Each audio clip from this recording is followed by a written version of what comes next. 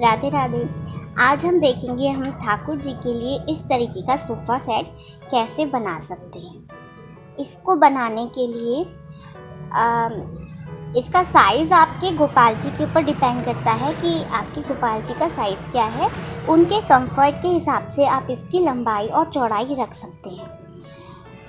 तो इसको बनाने के लिए हमें चाहिए एक कार्डबोर्ड, जिसको हम गत्ता भी बोलते हैं, और इस तरीके की फॉर्म वाली जो सबसे पतली शीट आती है।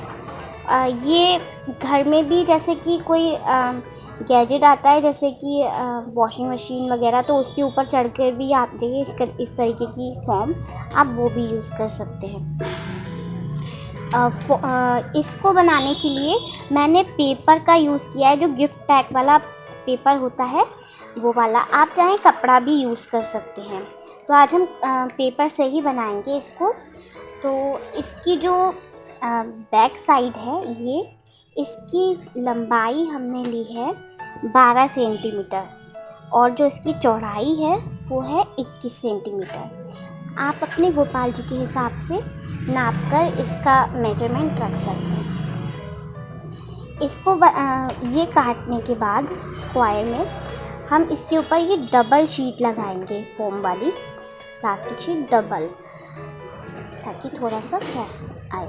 और ये इतना पीस एक्स्ट्रा लेंगे ताकि ये पीछे इस तरीके से हम पेस्ट कर सकें। यहाँ पर ये हमारी बैक साइड हो गई, इस सोफ़ा की बैक साइड। अब हम इस पर चाहें तो कपड़ा चढ़ा सकते हैं और चाहें तो पेपर। ये मैंने पेपर लिया है जो एक शाइनी वाला पेपर होता है, तो हम आज इसके ऊपर पेपर पेस्ट करेंगे।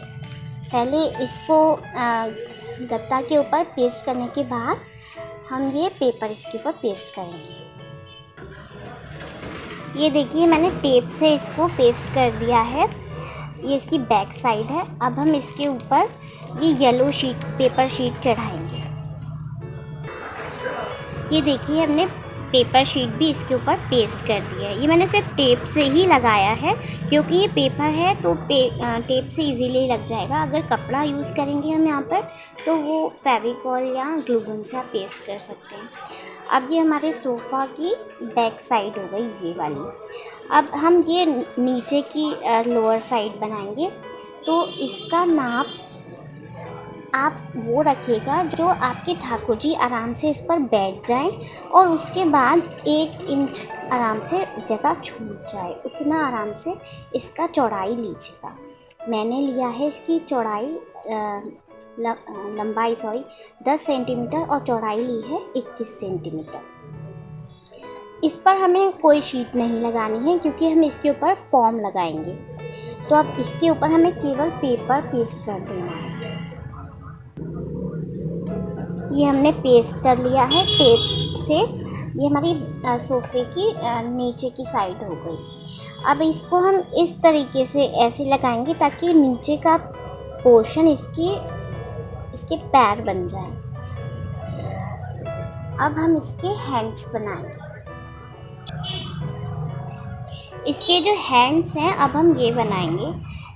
इनकी चौड़ाई लंबाई हमने रखी, लंबाई 8 सेंटीमीटर और चौड़ाई 11 सेंटीमीटर। इस नाप के, या जो भी आप नाप रख रहे हैं, उस नाप के 6 पीस कट कर लेंगे। ये देखिए, 6 पीस कट कर लिए हैं।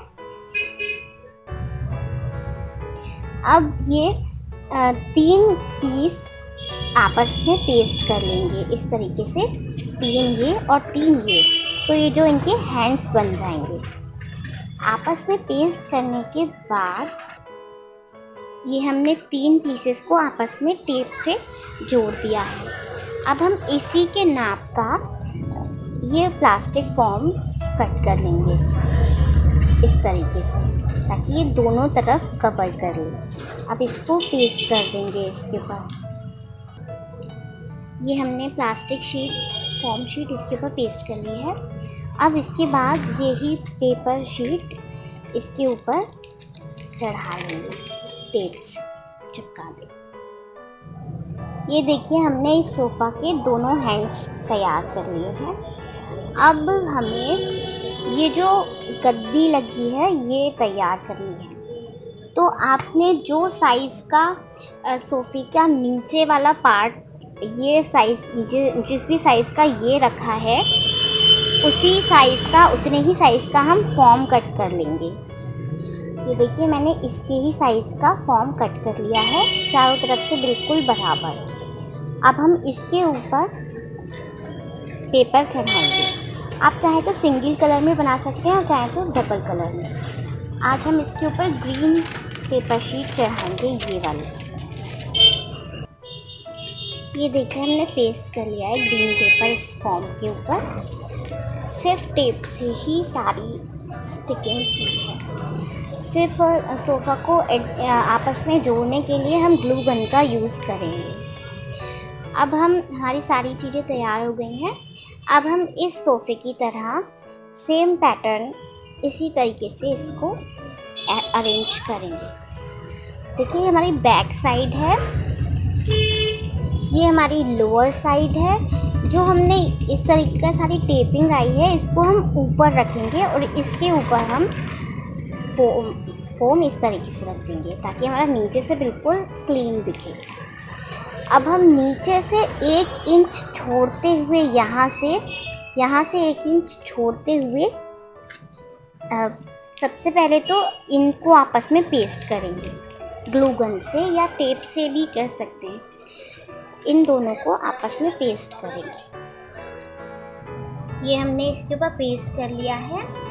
अब इसकी जो बैक साइड है उस पे नीचे से 1 इंच छोड़ते हुए इस तरीके से पेस्ट कर लेंगे ताकि नीचे का जो एकदम सीधा पेस्ट करेंगे ताकि नीचे का जो है उसको बेस मिल जाए।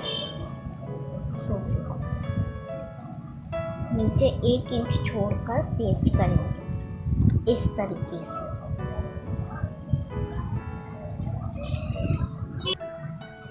ये देखिए हमने ये पेस्ट कर लिया है। नीचे से 1 इंच ज़रूर छोड़ना है।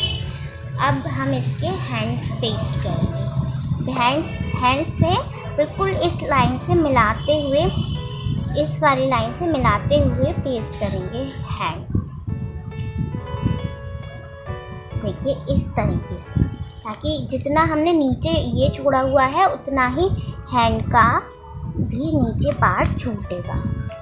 देखिए इस तरीके से बिल्कुल बराबर दोनों को मिलाकर पेस्ट कर देंगे। दोनों हैंड्स को इसी तरीके से पेस्ट कर देंगे। आपका सोफा तैयार। ये देखिए हमने पेस्ट कर लिया है। नीचे से बिल्कुल छोड़ते हुए ही लगाइएगा। ये हमारा सोफ़ा तैयार है। अब हम पीछे से भी देखिए इसको इस तरीके से हमने पूरा टेपिंग की है। सिर्फ सबको अरेंज करने में हमने ग्लू टैग का यूज़ किया है। अब हम इसके कुशन्स बनाएंगे।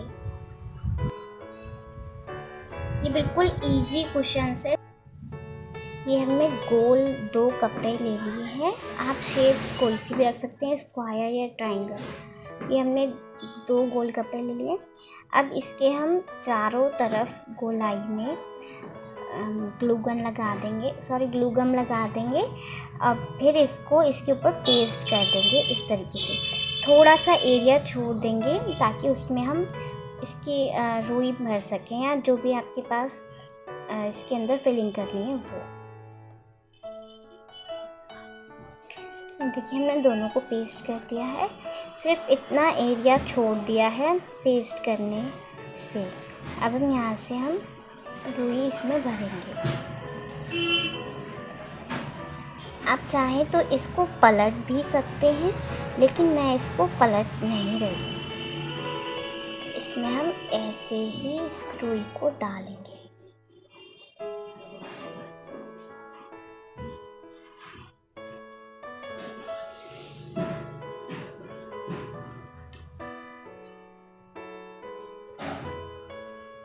जो भी आपके पास, या तो ऊन भर लीजिए या तो फिर कपड़े की कटिंग भर सकते हैं आप इसमें। अभी हमने भर लिया। अब ये जो हमारा जितना पोर्शन बचा है यहीं पे हम ग्लू गन से स्टिक कर देंगे।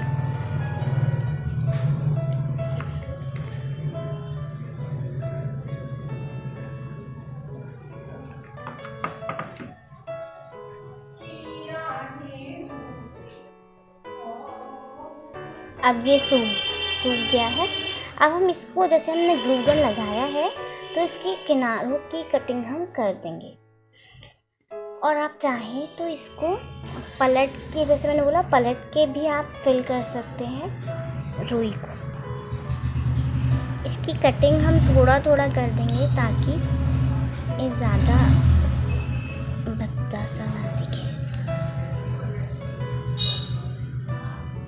और या तो फिर अगर आपको पेस्ट नहीं करना है तो आप इसी तरीके से सुई धागे से सिल सकते हैं। इस तरीके से हमने जल्दी वाला कुशन बना लिया।